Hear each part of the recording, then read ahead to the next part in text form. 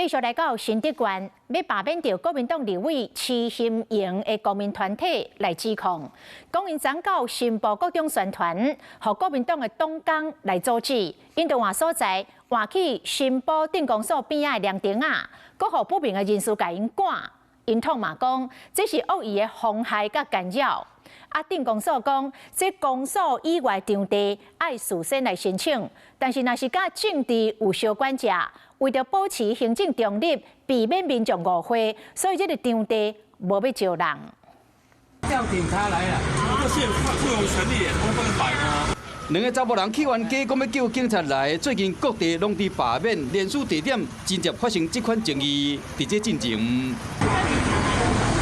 这个查某人甲另外一个查某人同款的争论，看一个真。这个查某人穿的是国民党新德县党部的甲，这虽然是新德县的新埔高中，不过边仔就是国民党新埔镇党部。那如果我在做问卷调查，有没有违法？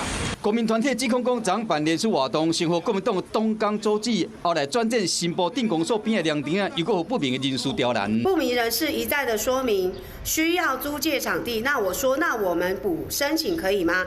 他马上就说，你们就算申请也不会通过的。罢免团体认为，罢免行动是公民运动，是宪法保障的国民权益，指控被恶意的妨害甲干扰。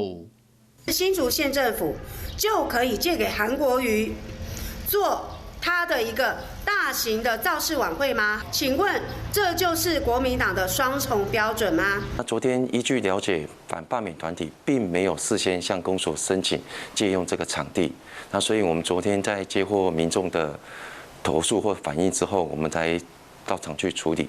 针对各地罢免行动，公所强调讲，行政机关严守行政中立，就避免民众误会。无论讲是罢免还是反罢免，附近边的相关设施拢未招人。